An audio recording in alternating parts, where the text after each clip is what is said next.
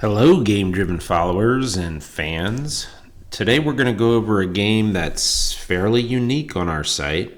It's an original game that some have called a combination of Risk, chess, Settlers of Catan, you name it. But it definitely is a much deeper strategy game, a lot more different moving parts, I would say, than some of the other games. So it definitely warrants a video.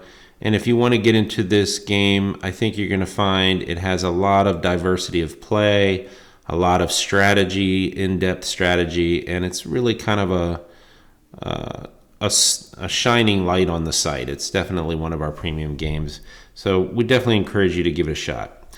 So let's start by going into the rules of the game.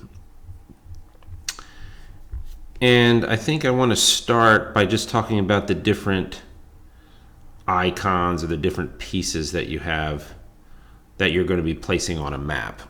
You're going to be placing, it's a war game, so you're going to be placing bombs. These are different images that represent the same component of the game, the same piece in the game, but they're slightly different styles. So this is a more modern style, this is the medieval traditional style, and this is the default. So you have this weapon called a mace or a grenade, and this does exactly what you think it does. It blows up everything in every direction. We're going to see how that's used. We have a barrier that kind of blocks paths. It's not owned by either army, but it's just there. It blocks both armies. You have a shield, which is a man technically, but it's a defensive person that can't move. You have knights, which are your regular soldiers. You have warriors and marksmen, who are promoted soldiers with some special skills. And then you have the commander, who's represented by the flag. So these are definitely all of the pieces. If you think about chess, this is about the same number of pieces, maybe fewer. And these are the movements and the behaviors that you want to learn for each of these pieces, because that's going to be your army, the things you're moving around the board. Let's look at the board. So a board is one of several maps, and those maps always have 8 territories color-coded here. So if we go into the press for a second, I want to show you those different maps. As I said, there's 7 different maps. We'll start with the default map that you just saw. And the object of the game, if you get down to it, is to conquer each of these territories by wiping out your opponent's armies. You're always going to be the blue army, no matter which side you're on here. So you're trying to get this territory completely filled with blue soldiers, no red soldiers, no red flags. And once you've conquered that territory, your opponent can't move into that territory.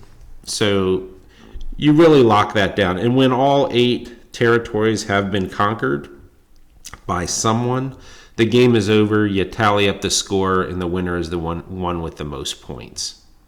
So we'll get to the scoring here in a second, but that's really the goal of the game. One of the nice things about a computer game is that your troops can be auto-deployed, and they are in every one of our maps.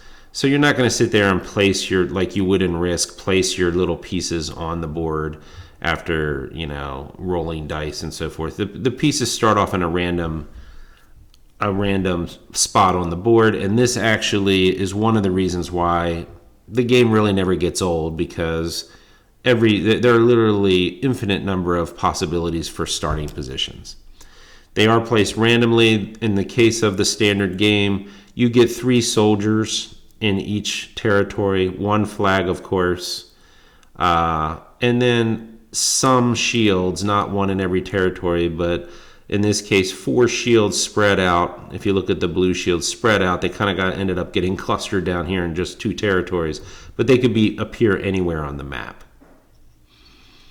And then you get a few soldiers who are promoted to warriors. We're going to talk about the distinction between a warrior and a soldier, but a warrior has a little bit more capability than a soldier.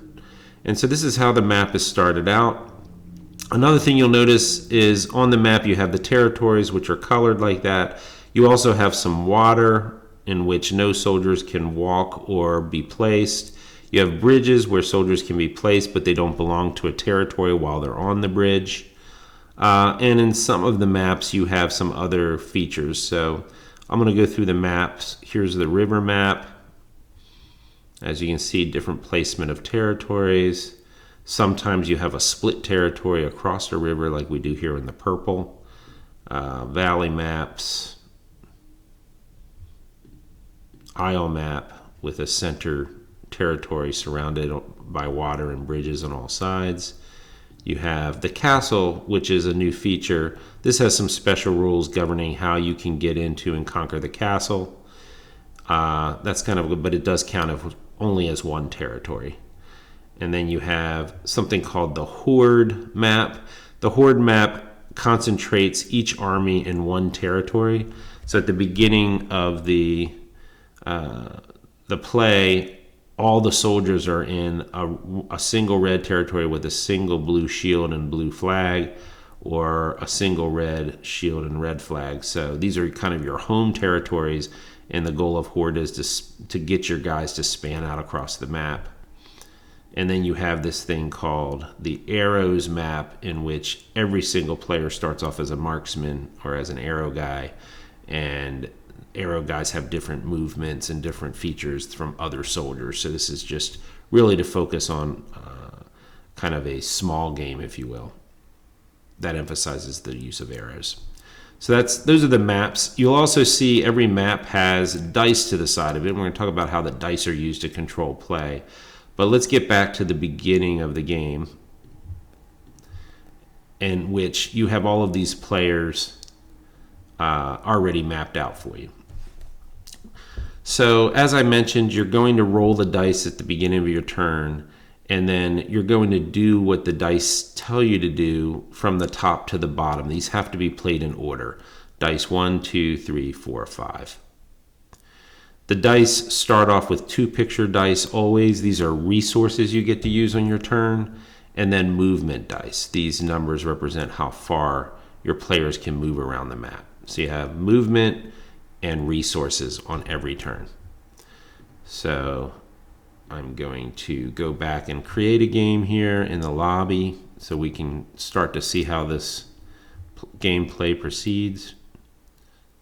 I actually took the river game that Mick had out there, and so this is a map with a river down the middle.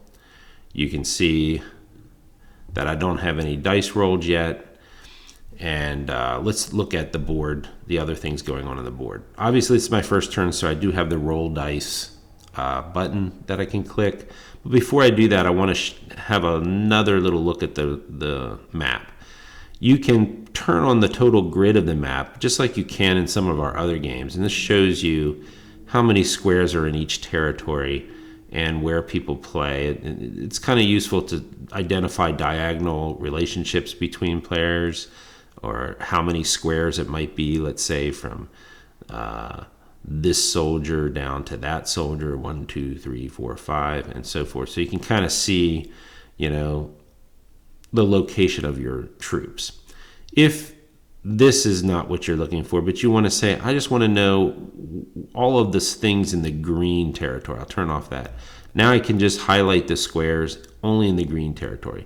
So this scoreboard here actually highlights different areas of the map, which is kind of useful if you want to just, sometimes you're not sure on these edges, is that in the purple territory or not? Or you just want to have kind of a focused view so you can see how many of your soldiers, since you're trying to eliminate the opponent's soldiers, you can see how many soldiers you have to eliminate on a given turn. So I find that useful.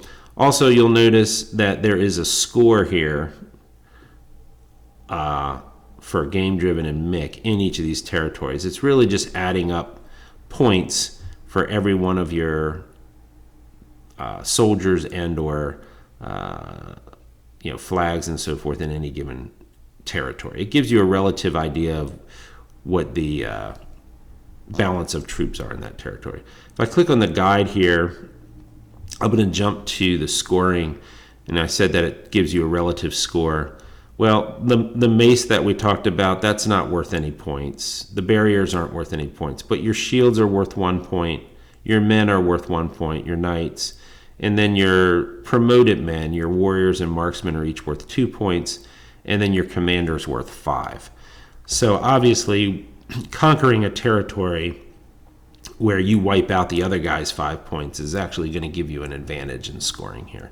We come back to the dice and so forth here in a second. But this is a way to look at the territories. When you end up conquering a territory, that little square with that color will turn into your flag, meaning so that you can kind of track that. When all flags occupy the entire scoreboard, the game's over. Whoever has the most points at that point wins the game. How do you conquer a territory? Well, you conquer a territory by first eliminating all the opponent's troops from a territory, everything except his flag. When she or he only has their flag left, then and only then can you capture it. And you may say, well, how do I capture things? Well, let's do our first roll and we'll talk about it. So I'm going to go ahead and roll. Now, one thing, now these have values. I have 2 barriers, a 1, a 1, and a 2. So one thing about the game is there is an advantage to going first, so we reduce that advantage by always giving you 2 barriers, which are neutral pieces. They do help kind of block the flow of men, but they don't really add points to you or anything like that. So this is what I would call a half a turn. And then when I have these 3 numbers, you'll see I move my men that number of spaces. In order to capture someone else's man, I basically just move to the spot he's in. So let's first place these 2 barriers down. Like, say I want to protect my flag from these greedy little red monsters. I'm going to put barriers around that flag, and that means that they can't directly attack the flag. It's going to be kind of a pain. They have to blow those things up before they can get to it from this direction. So I'll use those as a defensive. I just click on the map and I place them there. Then I have to move my guys 1, 1, and 2. And the goal is to capture opponents. So I can click on any one of my blue guys and move him the number of spaces indicated by that die. Players generally move like rooks. They move in a horizontal or vertical line. So if I were to click on any one of my men, I would see the 4 places that he could move 1 spot. You can move 1 spot in any direction. These are fairly small numbers. By the way, you only roll a 1 through a 3 on your first turn. You'll never get a higher than a 3 here. So in order to capture my opponent, he would have to be in one of these black spaces. So where would be a good place to capture someone? This guy, this is one of my elevated soldiers. I could go there, and then I could click him again and go there. And now I knocked 2 of my opponent's men off the board. And then I need to find one more case where I'm at least within 2 spots. So here's a case where I could then go grab another man. So I've actually eliminated 3 of my opponent's men this turn by just moving. And this is a good strategy. Try to capture somebody with every roll of your dice, because you're trying to get rid of your opponent's men on the board. And you'll see that as I killed those folks, I ended up knocking Mick down to 69 points. Those were 3 regular men I killed. If I don't like what I did, I can hit X to go back, put that die back on the board. And maybe I'd want to kill his warriors because they're worth 2 points. So where can I kill a warrior? Well, I'm looking for places where the red warriors are. There's a guy here, here, here. Can't get to any of those real quickly. And there must be at least one more. I think there is one more here. So none of these 3 guys are within 1 space, but this guy is, because my flag is actually able to move one square as well. So flags can move 1 square. The limitation on flags is that they can only move 1 square within their territory. So I can't go outside of my territory. But he's in my territory. He's 1 space away, so I can click him. And that's more beneficial than just getting a regular soldier. I don't think I was within 1 space of any other of these soldiers. That guy's going to be 3 away. this guy needs 2 die because he can only move 1 at a time. So I think the other 2 moves I wanted to do, this guy, and actually I'm just going to go ahead and grab that guy. So I've still knocked 3 guys out, but I knocked his score down to 68 because I did take one of his warriors. So it's good to knock out warriors. You'll see why as we move on. So that's my move. I submit that move. And I'm not in a position where I could have captured any territory. And you'll find the resources you get each turn are just slightly less than it takes to conquer a territory in 1 turn. You have to probably nibble away at a territory. Sometimes you can get lucky, but often it's very difficult to capture a whole territory in 1 turn. And this is where the strategy really plays into each turn, because there's so many options for what you could choose to attack. You could focus all your work in 1 territory. You could play defensively. You could spread out your resources into multiple territories and try to win the war on many fronts.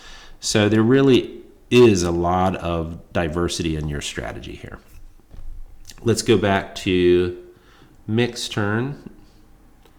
He's playing game driven in the river game. He'll roll his dice. Now there's no limit to what can come up.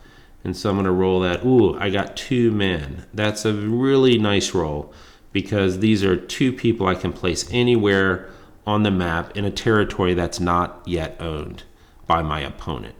So I couldn't place those men in an area that was conquered by my opponent, but I can place them anywhere else. So this gives me a really good advantage because let's say, this territory, I'm down to literally nobody in this territory. So all he has to do is capture the flag on her next turn. All she has to do is capture that flag, and then she owns that territory. So I could choose to play defense here by, putting both of my men in here, capturing some of her men. It's not a bad move. Or I could look and see, hey, is there a territory I can actually conquer here? And so I would place my man. I see 1, 2, I could probably gain a huge advantage in this area. But I am going to, just to demonstrate what you can do, I am going to put men in this territory. Because I believe with these 3 dice, I can capture all of their, this advantage he has and really reduce the advantage. So once again, this guy can move 3 in any direction, can capture that guy or this guy. I'm going to capture that guy, and then 2 here and 2 here. We have not yet seen the advantage of using a warrior, but I will show you that next. So what are the different things? Let's go back to the guy. What are the different things I can roll? Well, you can roll adding a barrier, which you've already seen. You can add a shield anywhere. You can add a man anywhere. You can promote any warrior or any regular knight to warrior status. You can promote any regular knight to a marksman or archer status. You can place a grenade, or you can move the number of spaces. These are all the different things you're going to see on dice. And your steps each turn are to roll the dice, move based on the dice numbers or pictures in the order from top to bottom, use the picture dice to add items, the numbered dice to move, and then you can undo, rewind all your moves, or skip a die using this arrow. Then click submit when you're done. So that's every turn that you're gonna play is going to start with placing things, moving things, and then submitting your move, and that's it. We call these resources. So I'm going to keep that move. Still, nobody can conquer a territory because nobody's outnumbering yet the opponent or nobody has completely wiped out the opponent's men. So I'll go back here, refresh this. Also, you'll notice that the moves my opponent made are in yellow, so that kind of tells me what his last move is. Roll the dice. Okay, I get a person, a grenade, and some bigger numbers, but still not to the point where my warriors would be of much advantage. The warriors have 2 special skills they have that the regular soldiers don't enjoy. One is they can move 5 and 6 spaces. So whereas I haven't rolled a 5 or 6 yet, but whereas the regular soldiers can move up to 4 spaces, the warriors can move up to 6. So if I were to roll a 5 or 6 and click on one of the regular soldiers, you'll see he's limited to 4 spaces, whereas this guy can move 6. The other thing that the warriors can do is a warrior can kill a shield with his big old axe there. So the regular soldiers cannot capture. I cannot just use one and capture that. He'd have to be promoted to getting this big weapon in order to kill that shield. So that's kind of key because these things are normally placed. They don't move, these shields, but they do represent an obstacle for you to be able to capture this territory. If you don't remove these shields, unlike barriers, if you don't remove the shields, you can't capture the territory. So I'm blue here. I would have to remove that red shield. So there's 2 ways to remove it. I can use several ways actually. I can use the warrior. I can use an archer to blow it up, which I'll show you, or I can use this grenade/mace object to blow it up. So let's start by putting a man somewhere useful. I'm going to try to get rid of these 2. I don't like the fact that he has these 2 warriors in this territory. So I'm going to put him down there so he can capture them. In terms of placing the mace, I'm going to look for an area that touches. Basically, a mace blows up anything it touches.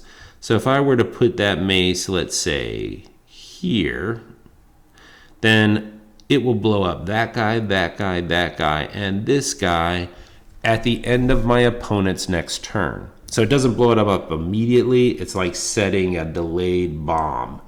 And the reason we do that is because he now has a threat. He can either move his soldiers away from that bomb, or he can go on the offense elsewhere, but he's going to lose those 3 soldiers if he doesn't move them. So that's a pretty good placement. And what I'll do is I'll make one of my moves to move this guy out of harm's way and capture him. So I'll click him. He's going to capture him. I'm hoping this blows up those other 3. This also blows up shields, so that's another way to get rid of a shield. And I will capture this guy and capture this guy using the dice I have. And I'm hoping that's really going to, make this clear out this area. Just for the point of demonstration, I am not going to move those men. So I will let her blow up those men just so you can see the capturing of a territory. Okay, I'll roll the dice. I get 2 swords, and these 2 swords allow me to promote some men. Okay, so I might take, for example, somebody that is close to one of these shields, because that's the advantage I'd get there. And not seeing a whole lot of... Okay, so here's a shield. What if we made this person a shield holder, a warrior? We'll make that guy a warrior because then he can capture that guy there. And then same over here, perhaps this guy becomes a warrior. Now remember, my points are going up when I'm... So you should always try to promote a soldier, even if you don't see a particular immediate advantage, because it gives you an extra point. Now we've rolled a 6, and here's going to illustrate my point. See how much further this guy can go than, let's say, this guy. This guy can go 4, this guy can go 6 spots.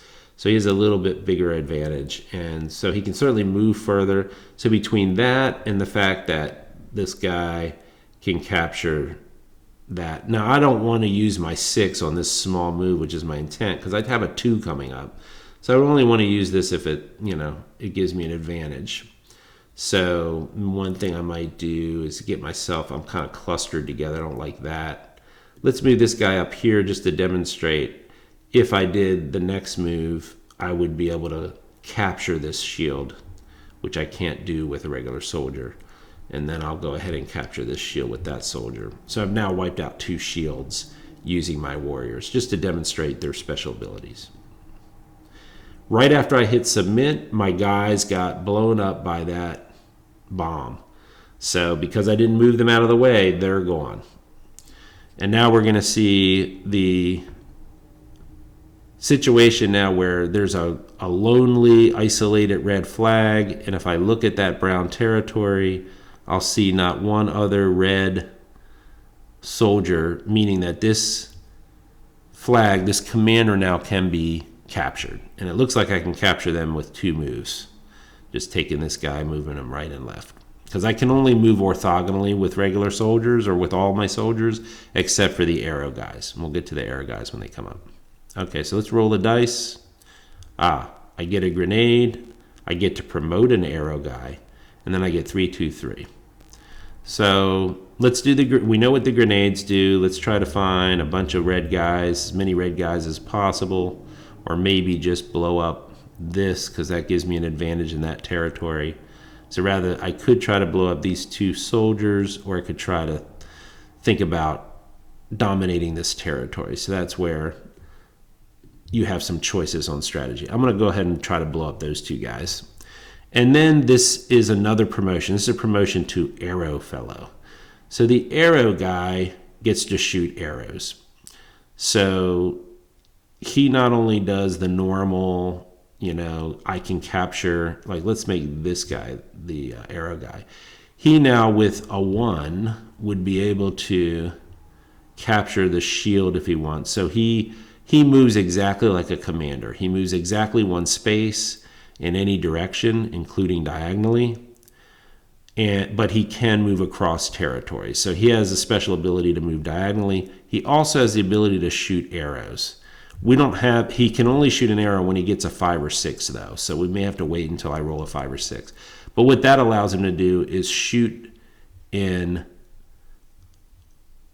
continuous direction across the grid. So he can shoot all the way through the grid, even over occupied territories, and hit any of his opponents with a 5 or a 6. So while he's limited in movement to just 1 square, as I just did there, he can shoot really all the way to the edge of the board until anything that hits him. So that's that. And now I said I wanted to move to only 1 of those spaces and then up to here, and see now I've captured. You see the brown territory turns to blue, meaning I now own this blue this territory. And always take a territory if you think you can in your turn, because you're not only advancing the game, you're locking down that he can no longer put anybody into this territory. When he goes to try to place a man, he will not have this territory available. So it's always a good choice. All right, coming back to my turn here. There's an arrow guy there now. I may want to take him. I'm going to leave him on the board, hoping that my opponent will roll a 6 or a 5 so that I can demonstrate the use of the arrow guy. Roll the dice. I now get an arrow guy and a promotion. So I'm going to promote another one of my players. Boom. And then promote an arrow guy. He's in a pretty good middle of the board's position. 3, 2, 4. These guys are in trouble. Let's get them out of there. 3, 2. Move them away from that grenade. And is there something I can go ahead and grab this guy for 4? So those are my moves. Submit those. No dice, but just promotions. I'm going to play the moves pretty quickly and continue to play what I would normally play here, trying to wipe out my opponents from certain. I'm trying to clean out this area. So that's my strategy there. Both players now have an arrow guy, so still not getting an arrow. It's still not getting a 5 or a 6. But when I do, I'll be able to demonstrate what that guy can do. Put another person over here. So my goal here is to go capture a man and then capture a flag. And so now I've captured another territory. So kind of even things out in that way. I'm going to try to take this green territory. So you kind of see how this plays. It goes back and forth as people use both the dice they have and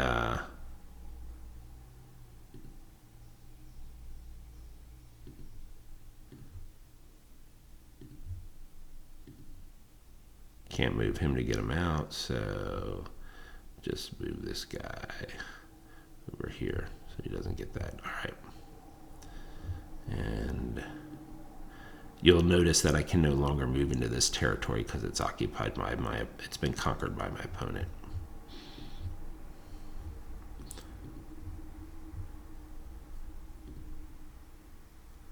All right, I'm not rolling any 5s or 6s, so I'm just going to talk about how that would look if you did roll a 5 or a 6. So if you go to the rule set,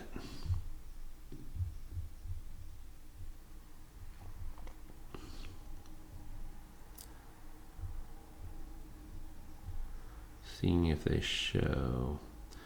Oh, they're not showing it, but basically, if you have a arrow guy and you click on him when there has been a 5 or a 6 rolled, you will find not only the normal one block away that you can move, but you will find a bunch of distant targets highlighted with a white circle, and you can then click on that the same as you would click to move, and that will blow up that piece at that time.